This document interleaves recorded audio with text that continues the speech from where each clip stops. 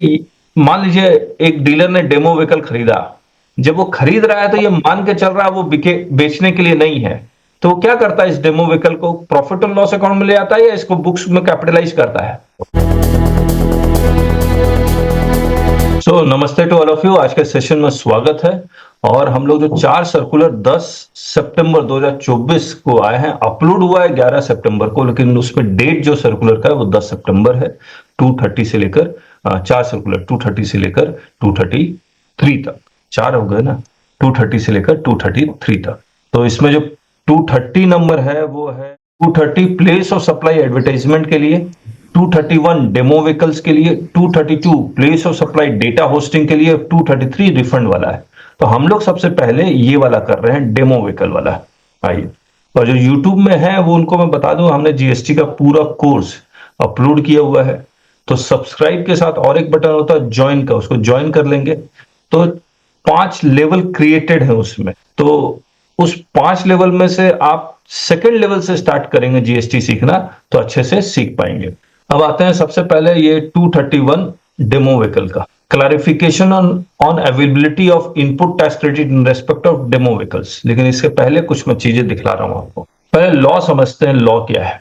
मुझे एक बात बताइए आप, क्रेडिट मिलने का सेक्शन कौन सा है? किस सेक्शन में क्रेडिट मिलता है? सेक्शन बताइए। 16। सेक्शन 16। इसके 5 सब सेक्शन है, लेकिन पहला 2 डिस्कस करते हैं। फर्स्ट में क्या लिखा हुआ है?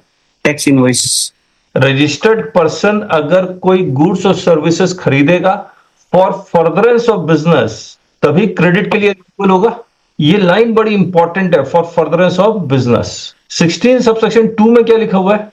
A, double A, B, C, D, इतने क्लॉजेस हैं।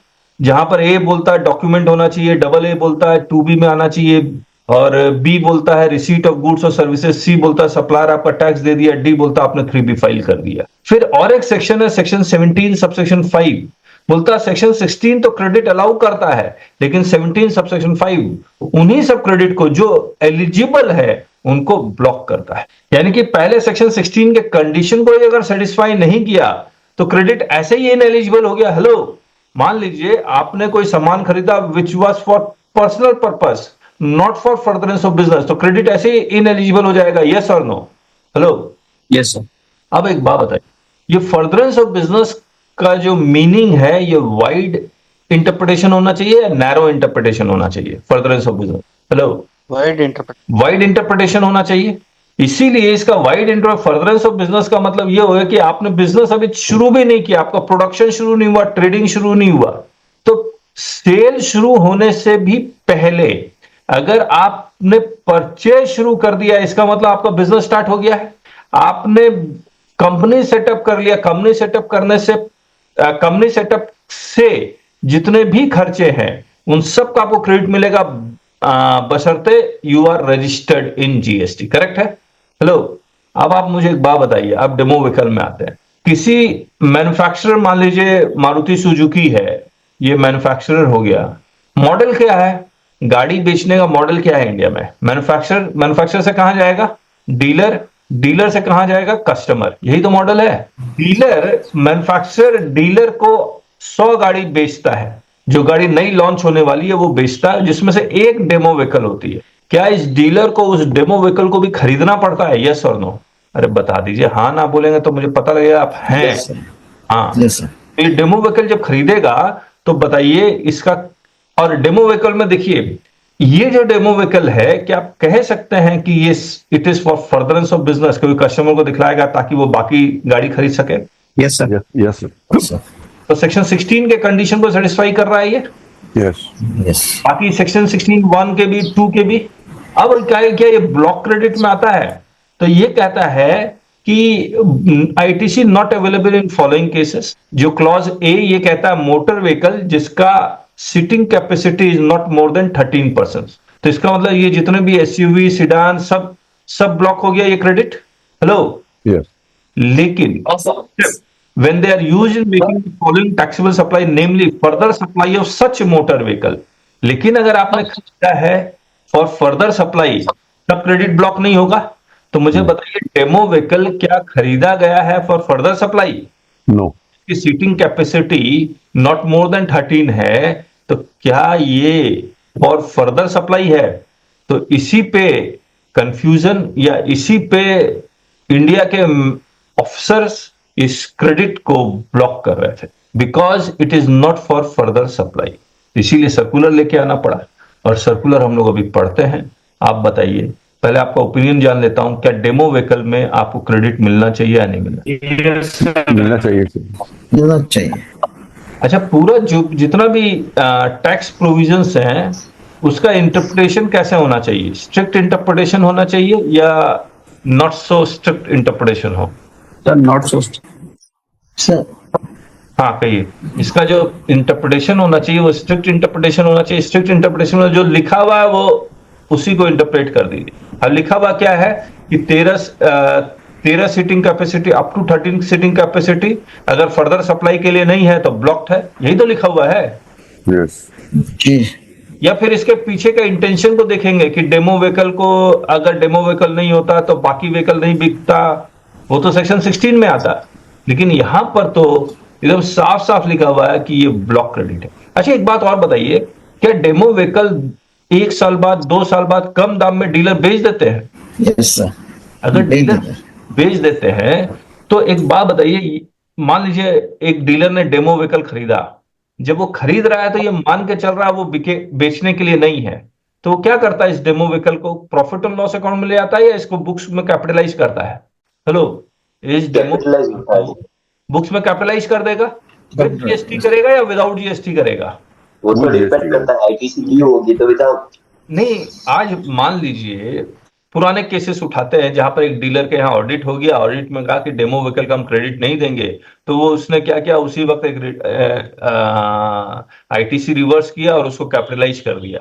पॉसिबल है या नहीं है? अच्छा, बाद में कैपिटलाइज कर सकते हैं जीएसटी, अगर मान लीजिए नहीं किया तो बाद में कैपिटलाइज हो सकता है? कर सकते हैं सर। ये बाद में सीधे प्रॉफिट एंड लॉस अकाउंट में ही जाएगा? नहीं कर सकते। कर सकते हैं, ओके ठीक है।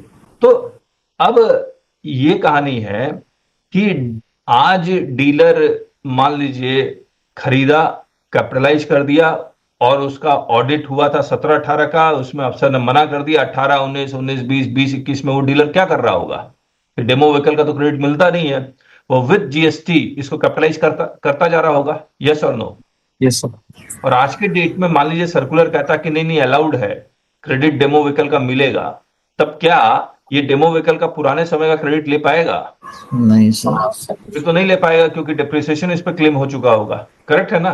तो ये सब बातें को ध्यान में रखते हुए हम लोग ये सर्कुलर पढ़ रहे हैं। आइए, clarification on availability of ITC in respect of demo vehicles. The demo vehicles are the vehicles which the authorized dealers which the authorized dealers for sale of motor vehicles are required to maintain at their sales outlet as per dealership norms and are used for providing trial run and for demonstrating features of the vehicle to the potential buyers. These vehicles are purchased by the authorized dealers from the vehicle manufacturers against tax invoices and typically reflected as capital assets in the books of accounts of the authorized dealer. यानी कि capitalise कर रहा है। As per dealership norm, these vehicles may be required to be held by the authorized dealers as demo vehicle for certain mandatory period, 2 साल 3 साल, and may thereafter be sold, और वो भी may लिखा हुआ कि बेच देंगे या फिर उसको स्क्रैप कर देंगे, by the dealer at a WDV and applicable tax is payable at that point of time.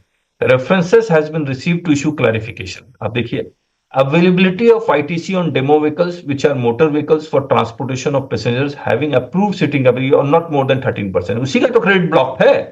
Yes up to 13% का availability of ITC on demo vehicles in cases where such vehicles are capitalized in the books of accounts by the authorized dealer. और capitalise कर दिया तो मिलेगा नहीं मिलेगा भैया, अगर डिप्रिसिएशन जीएसटी पे क्लेम कर लिया तो नहीं मिलेगा। अब यहां आते ही तो ये क्या कर रहा है, ये जो अभी हमने पढ़ लिया वही बता रहा है, और इसमें एक जो शब्द है वो सच लिखा हुआ, याद रखिएगा, सेड नहीं लिखा हुआ, सच, तो इसको भी इंटरप्रेट किया। अब देखिए बहुत मजेदार है, the intention of the law. अभी हमने क्या कहा, हर एक कोट याद रखिएगा, वोडाफोन उठाइए, एज इट इज, जो लिखा हुआ है वैसे ही इंटरप्रेट करना है।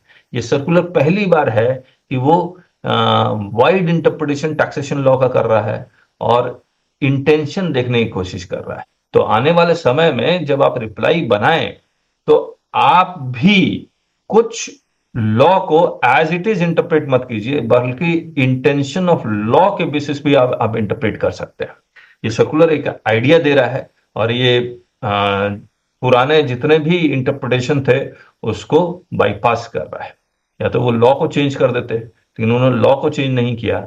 ये एक इंटेंशन के बेसिस पे ये मतलब इंटेंशन के बेसिस पे लॉ को इंटरप्रेट किया और सर्कुलर उसी बेसिस पे निकाल दिया। तो ये ऑब्वियसली बहुत बेनिफिशियल है जो भी लिटिगेशन में है। The intention of law as it appears from the use of the expression when they are used for making the following taxable supplies, ये रहा, except when they are used for making the following taxable supply, further supply of such motor, is to exclude certain cases based on the nature of outward supplies being made using the said motor vehicle। अब देखिए यहाँ पर word कौन सा use कर रहे हैं, said। यहाँ कौन सा वर्ड यूज किया हुआ, सच। अब पढ़िएगा, from the restriction on availment of ITC in respect of the specified motor vehicles, that is motor vehicles for transfer up to 13%. The taxable supply is permitted for the purpose of being excluded from the blockage of ITC as per the provisions of this, being further supply of such motor vehicles, transportation of passengers at this। ये तीनों लिख दी। अब ये basically ये क्या कह रहा है कि अप टू 13% का क्रेडिट ब्लॉक है, लेकिन अगर वो फर्दर सप्लाई के लिए यूज हो रहा, when they are used for making following taxable supplies, further supply of such motor vehicle this, तो उसका क्रेडिट अवेलेबल है। As demo vehicles are used by authorized dealers to provide trial run and to demonstrate features of this, it is quite apparent that demo vehicles cannot, अब देखिए quite apparent, मतलब ज्यादा बुद्धि लगाने की जरूरत नहीं है, ये तो लग ही रहा है कि भैया ये फर्दर सप्लाई के लिए है। The demo vehicles cannot be said to be used by authorized dealer for providing taxable supply of transportation of passengers. Therefore, demo vehicles are not covered in the exclusion. Accordingly, it is to be seen whether or not the demo vehicles in question can be used for making further supply। तो ये लिख दिया कि भैया ये block credit में ही है, इस पैराग्राफ में quite apparent it is in block credit, इसमें कोई डाउट नहीं है, जो मैंने अभी बता भी दिया आपको। अब देखिए 4.4 से क्या इंटरप्रेट कर रहे हैं। Regarding the provisions for blockage of ITC in respect of motor vehicles for transportation of persons to this, such motor vehicles instead of said motor vehicle implies that the intention of the lawmakers was not only to exclude the blockage of input tax credit, the motor vehicle which is itself supplied, but also to exclude from the blockage of input tax credit the motor vehicle which is being used for the purpose of further supply of similar type of motor vehicle। क्या मतलब निकल रहा है कि intention of the law maker ये था कि जो मोटर व्हीकल खरीदा गया है वो उसको ब्लॉक नहीं करेंगे और उसके जैसे मोटर व्हीकल को भी ब्लॉक नहीं। सेड नहीं लिखा हुआ है, सेड लिखा होता तो वो पर्टिकुलर हो जाता। फिर से एक बार पढ़ लेते हैं। Implies that the intention of the law makers was not only to exclude from the blockage of input tax credit, exclude from the blockage यानी कि ब्लॉक नहीं होगा। The motor vehicle which is itself further supplied, जो खरीदा वही बेचा तो हम उसको ब्लॉक नहीं करेंगे। The motor vehicle which is itself further supply but also to exclude, यानी कि जो खरीदा वही बेचा तो उसको तो हम ब्लॉक नहीं करेंगे, लेकिन और क्या ब्लॉक नहीं करेंगे, but also to exclude from the blockage of ITC the motor vehicle which is being used for the purpose of further supply of similar type of motor vehicle. As demo vehicles are used by authorised dealers to provide trial run, it helps the potential buyers to make a decision to purchase a particular kind of motor vehicle. Therefore, as demo vehicles promote sale of similar type of motor vehicles, they can be considered to be used by the dealer for making further supply of such motor vehicles. Accordingly, input tax credit in respect of motor vehicles is not blocked। कहिए, दीजिए अपना opinion.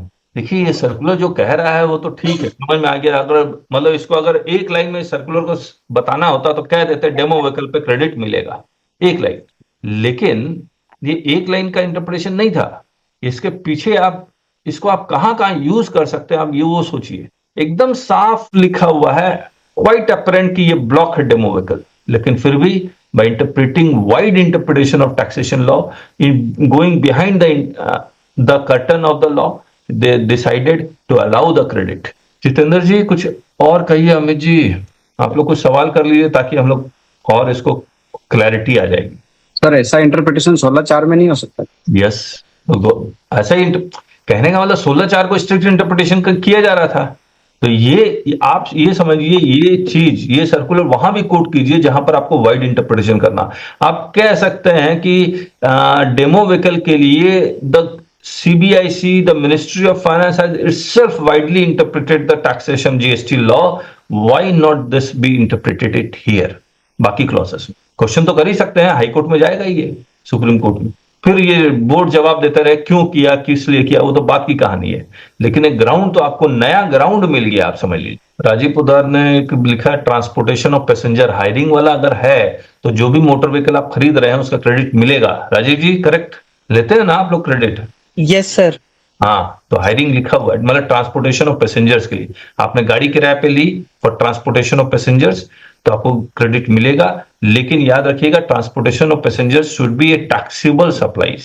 Yes sir, हम ठीक है sir, thank क्या you sir. करते हैं company में आप लोग? सर लग्जरी गाड़ी है ना, हम हायर करते हैं जो टूरिस्ट आते हैं, और या फिर जो BCCI हो गए, आपका ICI इंस्टीट्यूट हो गया, मिनिस्ट्री में गाड़ी हम सर्विस है ना प्रोवाइड करवाते हैं। ओके ओके, तो कितना टैक्स रेट है? सर डिपेंड, 18% लेते हैं और 5% चार्ज करते हैं, तो रेट चार्ज। 5% कब? सर वो 5% ये तो पता नहीं सर, वो रूल चला आ रहा है, मैंने कभी इस पे फोकस नहीं किया। हाँ ओके ठीक है। जिनेश जी भी हैं क्या? जितेंद्र जी हाँ सर। कहिए कहिए, कुछ तो कहिए। राजेश जी कहाँ गए?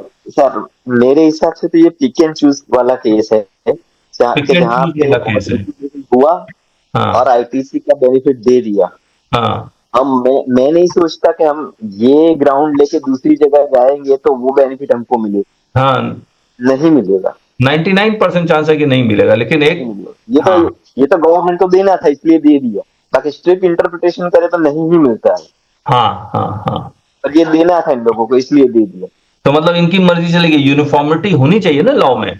पर इसीलिए तो वो लोग सर्कुलर लाते हैं एक्सेप्शनल केसेस में, कभी हाँ चलो इसकी ITC दे दी, और वो बेनिफिशियल होता है इसलिए कोई क्वेश्चन नहीं करता। हाँ हाँ, बेनिफिशियल सर्कुलर इसलिए कोई क्वेश्चन नहीं करता, ठीक बात है। तो मतलब हम लोग ये फोर्स नहीं कर सकते कि ये बेनिफिशियल, बाकी जगह कोई अगर इंटेंशन के अकॉर्डिंग इंटरप्रेट नहीं किया तो वी कैन नॉट से कि इंटेंशन के अकॉर्डिंग। क्योंकि जहां पे सर्कुलर बेनिफिशियल नहीं है वहां तो हम चैलेंज करते ही है, क्योंकि ऐसे भी बहुत सारे सर्कुलर होते हैं। मान लीजिए सर्कुलर बेनिफिशियल नहीं होते हैं, तो सर्कुलर बेनिफिशियल नहीं है, इंटेंशन के बेसिस पे चैलेंज कर सकते हैं क्या?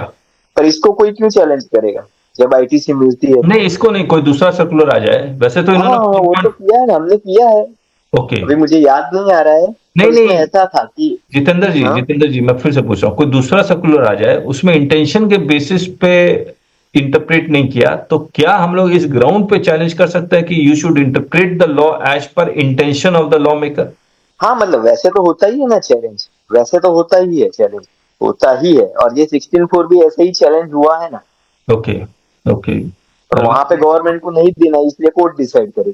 ओके ठीक है, चलिए। ऐसे ही आप लोग कुछ कुछ बोलेंगे तो मतलब और चीजें के बारे में पता लगेगा। भारत पुरोहित जी बहुत दिन बाद आए। भारत जी सुन रहे थे आप? सर नमस्ते। नमस्कार। नमस्ते, नमस्कार बताइए, आपने सुना ना? सर मैंने अभी ज्वाइन ही की है। अरे चलिए कोई बात नहीं। अमित ठाकुर जी, पुष्पेश जी, हाँ अमित जी कुछ बोलिए। सर बस अभी मैंने भी थोड़ी देर पहले ही ज्वाइन किया है, और ये सर्कुलर के बारे में तो वेलकम ही है, अगर क्रेडिट मिल रहा है तो टैक्स पेयर के लिए तो अच्छा ही है। देखिए, एक लाइन का इंटरप्रिटेशन करते हैं तो डेमो व्हीकल का क्रेडिट मिलता है, बस। ये सर्कुलर उससे ज्यादा तो कह नहीं रहा, लेकिन हम लोग तो कुछ और ज्यादा समझने की कोशिश कर रहे हैं। पुष्पेश जी, चलिए। संतोष पाटिल जी, देखिए आप लोगों ने इधर उधर कुछ पढ़ा होगा, कुछ समझा होगा, मैं चाह रहा था वो ओपिनियन आ जाए। खैर कोई बात नहीं, आगे आते हैं। अब ये पेज, ये 4.5 में ये लिख रहा है कि अगर आपने कोई गाड़ी ली है स्टाफ के लिए, एम्प्लॉइज के लिए, मैनेजमेंट के लिए, तब क्रेडिट मिलेगा या ब्लॉक हो जाएगा? हेलो, ब्लॉक हो जाएगा ना सर। तो ब्लॉक कटिंग सीटर है ना, बहुत वही मिलेगा। ठीक है, तो फिर वो फर्दर सप्लाई के लिए नहीं मानेंगे, वो ब्लॉक हो जाएगा। ये जो 4.6 है ये बड़ा इंटरेस्टिंग है, ये मुझे एक बार मैं समझता हूं। मैंने कहा था गाड़ी सेल करने का जो मॉडल है वो एक तो मैन्युफैक्चरर, डीलर और फिर कस्टमर। दूसरा मॉडल ये है कि मैन्युफैक्चरर डायरेक्ट कस्टमर को बेचे। अब मैन्युफैक्चरर डायरेक्ट कस्टमर को कैसे बेचेगा? कस्टमर कहीं तो जाके ट्रायल रन लेगा। तो ये क्या करते हैं, एजेंट्स हर एक सिटी में बैठा दिया, इनको डेमो व्हीकल दे दिया। ये डेमो व्हीकल कस्टमर को राइड करवा के, ट्रायल रन करवा के, कस्टमर को कन्विंस करके फिर ये मैन्युफैक्चरर डायरेक्ट कस्टमर को बेचता है। तो ये जो एजेंट डेमो व्हीकल यूज कर रहा है इसका क्रेडिट मिलेगा। और फिर एजेंट का नेचर ऑफ क्या है, पक्का एजेंट, कच्चा एजेंट, वो सब कहानी है। तो ये 4.6 एक डिफरेंट मॉडल के बारे में बात कर रहा है। जरा हम लोग समझते हैं ये क्या लिखा हुआ है। Further there may be cases where the authorised dealer merely acts as an agent or service provider to the vehicle manufacturer for providing marketing service, including providing facility of vehicle test drive to the potential customers of the vehicle on behalf of the manufacturer and is not directly involved in the purchase and sale of vehicle. तो agent है और direct cell purchase नहीं करता, सीधे manufacturer के through ही होगी। In such cases the sale invoice for the vehicle is directly issued by the vehicle manufacturer to the customer for providing facility of vehicle test drive to the potential customers of the vehicle. The dealer purchases demo vehicles from the vehicle manufacturer. The dealer may sell the said demo vehicle to the customer after a specified time or kilometer as per the agreement with the vehicle manufacturer. This in such case the authorized dealer merely providing marketing or facilitation services to the vehicle manufacturer and is not making supply of motor vehicle on his own account. Therefore the said demo vehicle cannot be said to be used by the dealer for making further supply of such motor vehicles. Accordingly, in such cases, ITC in respect of such demo vehicle would be blocked. अगर capitalise हो गया है books of accounts में तो बड़ा simple है। Goods अगर capitalise हो गया है, जीएसटी भी कैपिटलाइज कर दिया तो ब्लॉक हो जाएगा, वरना अदा हो। तो ये अवेलेबिलिटी से कोई फर्क नहीं पड़ता, बस यही ध्यान में रखना है 16 सबसेक्शन 3 को। तो ये कंप्लीटेड दिस। किसी को कुछ भी अपना ओपिनियन देना तो प्लीज बता दीजिए, नहीं तो हम लोग आगे बढ़ते हैं। Sir, when the statute is very clearly defined, there is no room for interpretation or going beyond the intention of the statute. If there is contradiction or any ambiguity, then only intention of the statute can be interpreted. Okay okay, ठीक है। मतलब intention में तभी जाएंगे when there is an ambiguity. Correct Arvind ji? Arvind ji आवाज नहीं आ रही है। अरविंद जी ये कह रहे हैं इंटेंशन पे तभी जाएंगे जब एम्बिग्यूटी है। तो एम्बिग्यूटी तो थी नहीं ना डेमो व्हीकल में। डेमो व्हीकल में साफ साफ लिखा हुआ था ब्लॉक्ड है। चलिए नेक्स्ट सर्कुलर करते हैं आपके साथ। तो next circular is circular number 230। तो मैं एक बार स्क्रीन शेयर करता हूं और इसमें है क्लैरिफिकेशन